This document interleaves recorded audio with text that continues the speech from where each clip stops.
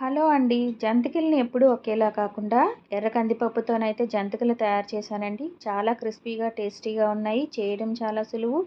నూనె అయితే అస్సలు పీల్చదండి. చాలా హెల్తీ రెసిపీ. ఒక కప్పు ఎర్ర కందిపప్పుని తీసుకొని శుభ్రంగా కడిగేసుకొని 2 కప్పులు వాటర్ వేసుకొని కుక్కర్లో పెట్టుకొని 3 విజిల్లు వచ్చేంత వరకు ఉడికించుకోండి. తర్వాత దీన్ని తీసేసి పప్పు గుత్తితో బాగా రుబ్బుకున్న తర్వాత 3 కప్పుల వరిపిండి, 3 కప్పుల శనగపిండి, 2 స్పూన్ల వాము, 3 స్పూన్ల కారం, రుచికి సరిపడా ఉప్పు, కందిపప్పు పేస్ట్ అంతటిని వేసుకొని తగినన్ని నీళ్ళు వేసుకొని పిండిని ఈ విధంగా ముద్దలా కలుపుకోండి.